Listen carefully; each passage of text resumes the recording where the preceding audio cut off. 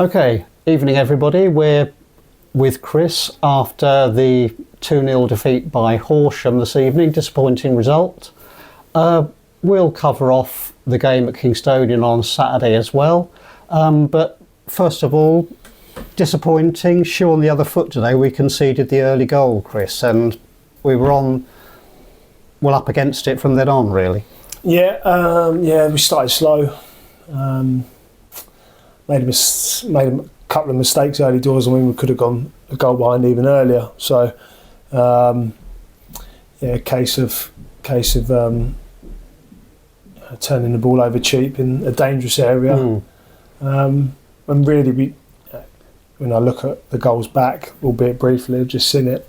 We shouldn't really be turning the ball over. I don't think Horsham have done enough to disrupt us and panic us that much. So unfortunately it just looks like a combination of wrong pass but also poor execution. So frustrating, and it sort of set the tone for a pretty frustrating evening. Yeah.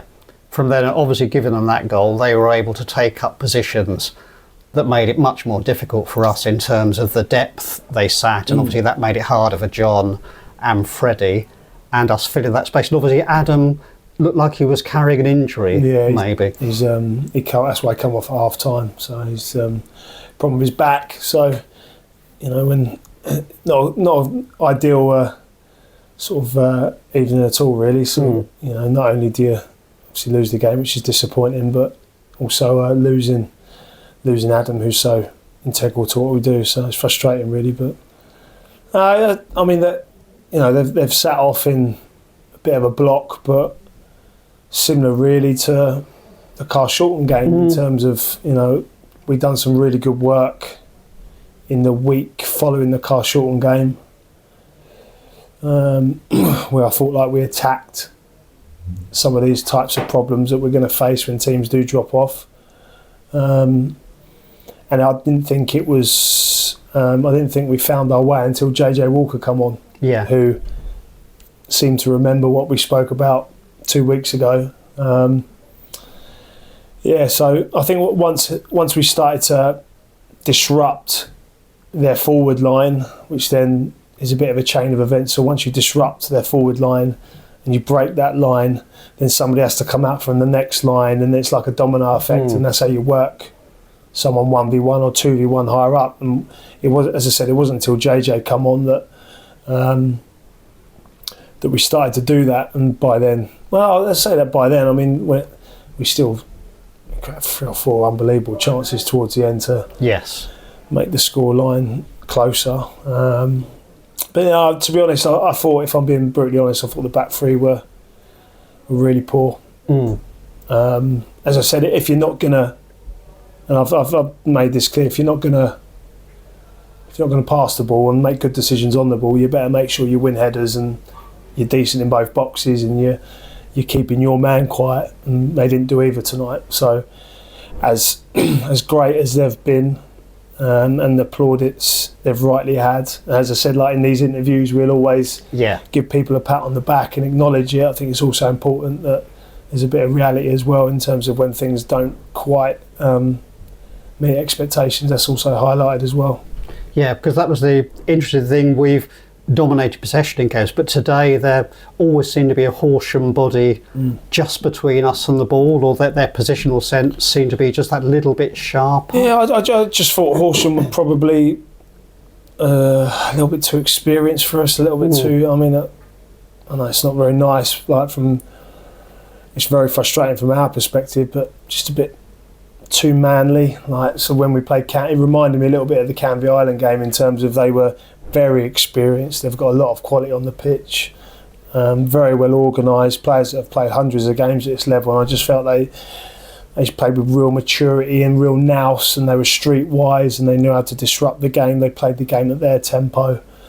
And we didn't do enough to take them out of their rhythm, really, but that's credit to Horsham, it's credit to Dom and John and all of their staff and their team for how they've organised and set up. But that's what I mean. I didn't win enough headers in both boxes and just got outmanned a little bit, and that that should be. I know we've got a young group, but with, you know, one of the things that I think the group's done really well is you wouldn't look at our team for a majority of the time we've been working together. You wouldn't look at it and go, "Cool, they're young and naive and, you know, a bit inexperienced," because I think of how we've played. But there's just a couple of occasions where we've shown real naivety, and as I said tonight, I just thought we got outmanned, which is very annoying.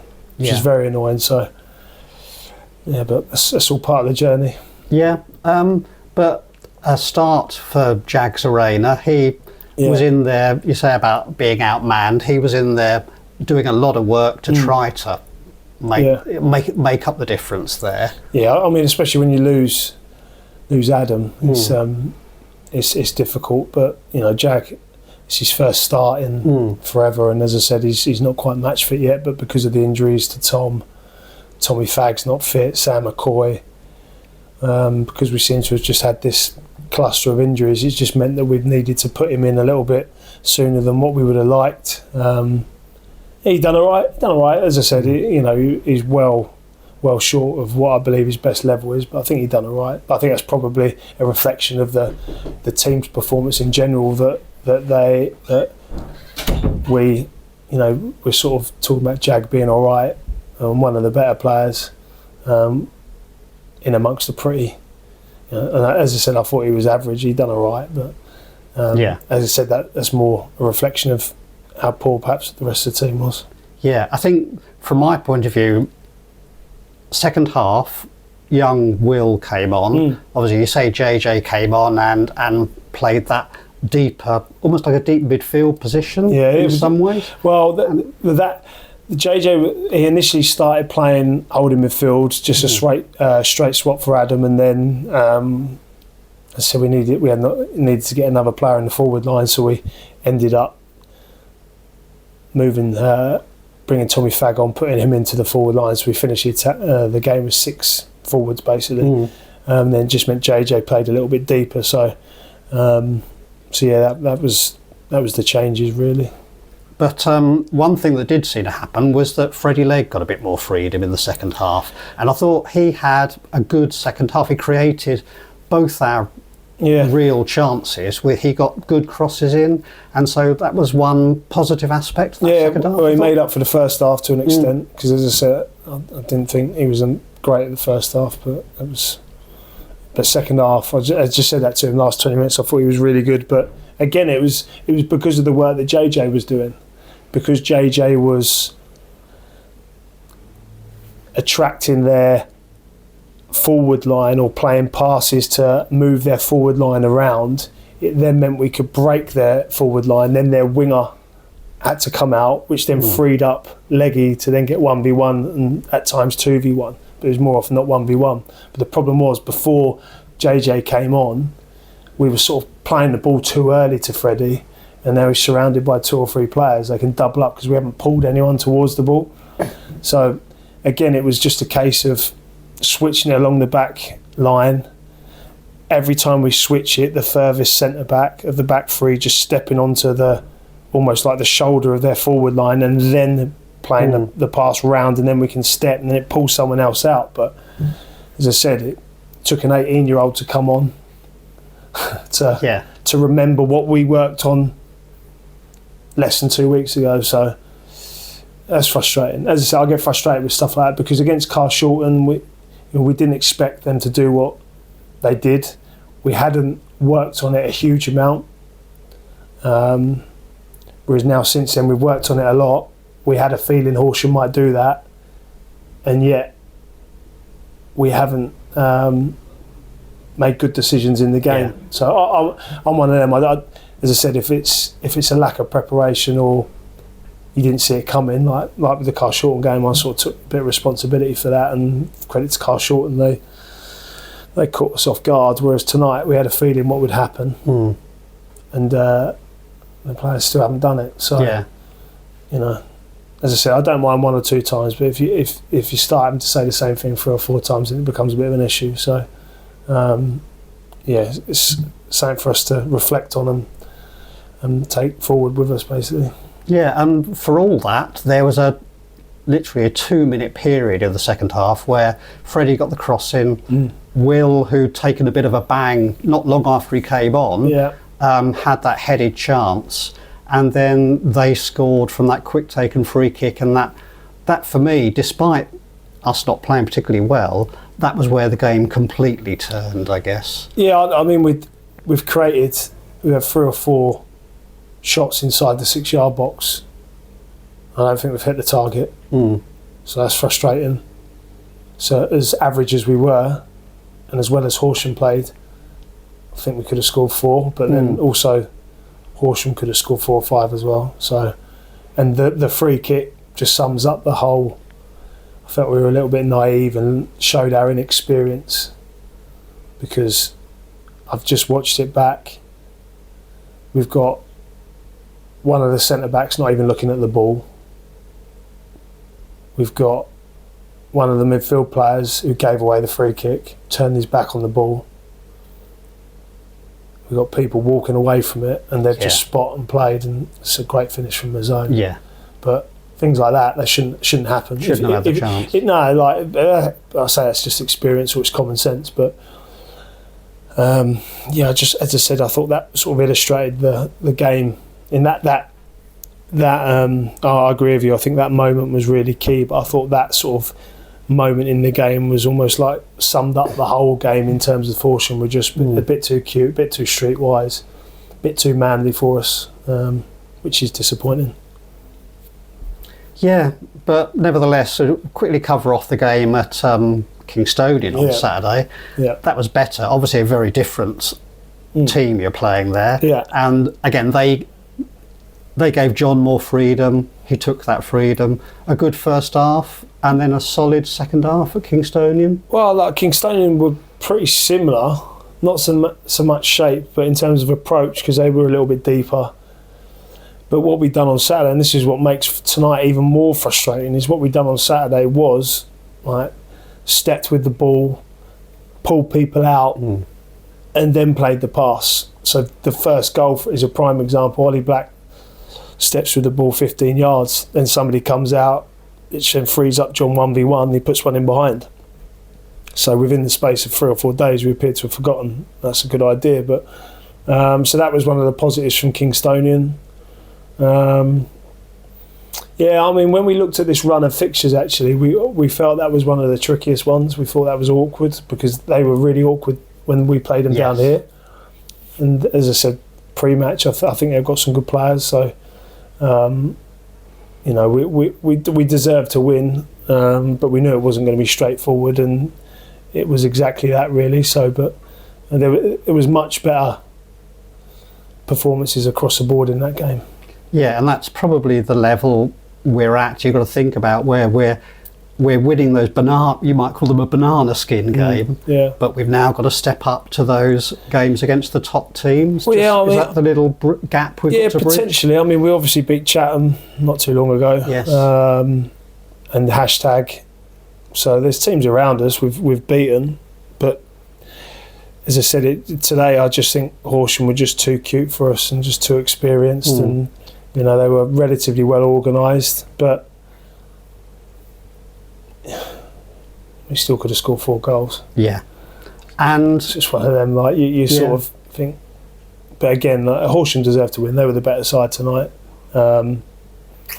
it just exposed, I think, our lack of experience. So for me, if I'm in there and if I'm hearing that as a senior player, so I'm Jack Dixon, Tommy Fagg, Charlie Granger, David Adam, if I'm hearing that should be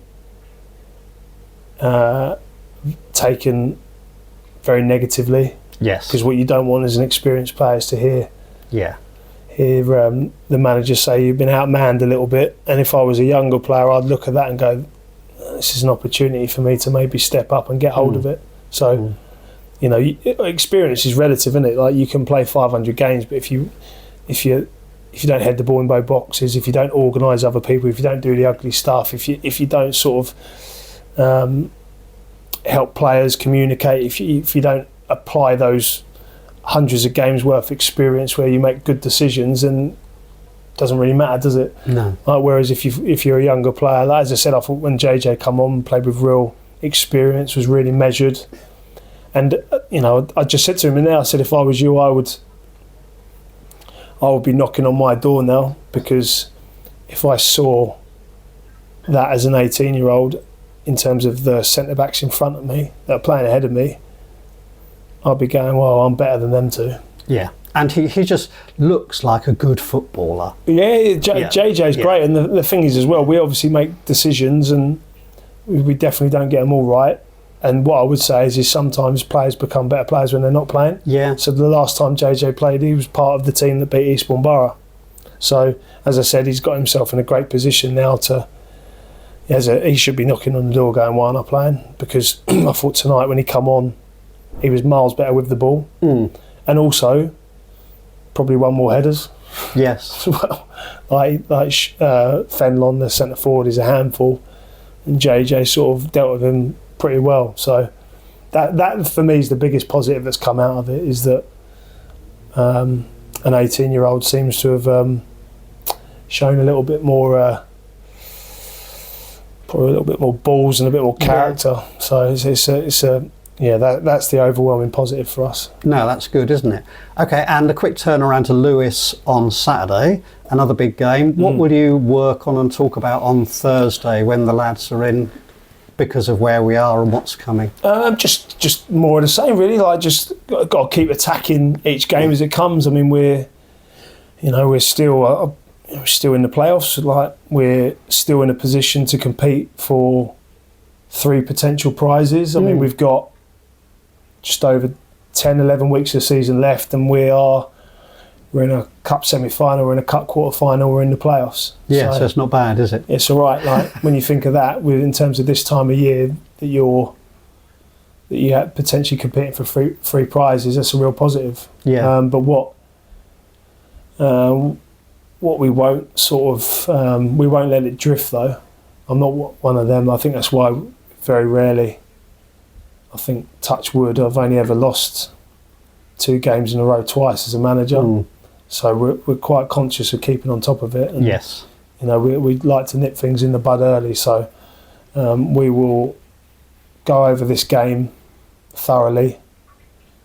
But again, it in terms of like the reflections from tonight's game, it's, we've covered it, like, from the Kingstonian game, in terms of like tactically and what the game looked like. So the solutions are there, and as I said, the last 15 minutes we started to make better decisions and do the right things, and we got our chances. Like, yes. you get, so that's the sort of evidence. You go, there you go, it works.